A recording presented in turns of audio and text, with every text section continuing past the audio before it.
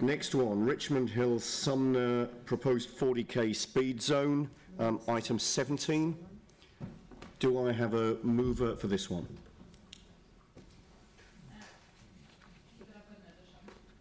Okay. Yep.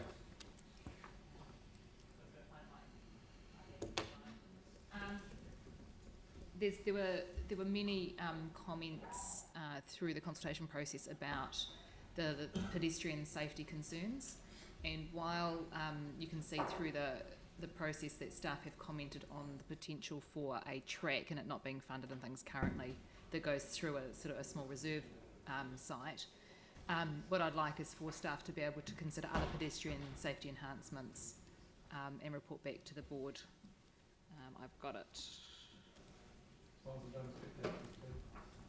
Yeah, well, we've had lots of complaints about, so I could just find my markups, there it is.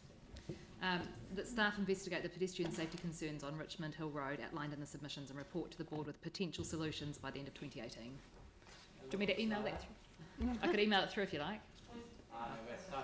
Okay, that staff investigate the pedestrian safety concerns on Richmond Hill Road outlined in the submissions and report to the board with potential solutions by the end of 2018. It might be that there's a path somewhere else along the side of the road or something like that, but there are some real concerns. What was the date, sorry, Sarah? By the end of 2018, yeah.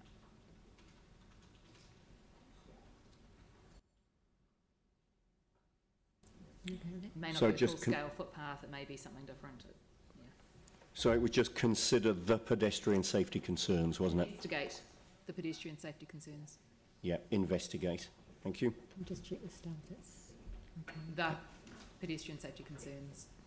All right, so just putting that to staff, we're obviously putting a timeline on that and it's a piece of work. Is that something which is capable of being done and is capable of being reported within that time frame? That's fine, we'd be happy to assist. Thank you. Great. All right, so Sarah, you're happy to move this with that addition? Yep. Do I have a seconder? Mike? Yep. In the amongst the submissions, there was mention of a mirror that I think was there but isn't there now.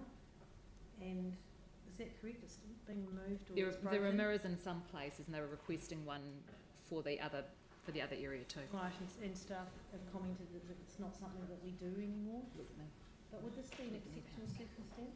Because if people think that they work, then why wouldn't we put a mirror up there? So this is something which has come up a number of times. Maybe if staff could provide some comment on the use of mirrors. So we do. We have been doing some work on a mirrors policy. Perhaps we can share that with elected members that are interested in. Yeah, and we can include that into the scope of that. Thank you. Any further questions on this? Okay, so it's been moved and seconded. All those in favour? Oh, Dave, you got some debate? Yeah, look, I'm a bit ambivalent about this, mainly from the consultation point of view, where we say we have delivered circa 450 pamphlets to the community, and we had 68 responses, which a rough calculation sort of ends up about 15% of the population of that particular area, and then 58% of the people who responded supported a speed reduction. So effectively we've got something like about 6% of the residents in that area actually are supporting a speed reduction. I'm not against the speed reduction per se, but it's more the consultation process, and I've said this a few times, that our consultation process leaves us open to a bit of scrutiny, and I would much prefer, you know, I don't know what it costs to print 450 of those and then have someone deliver them.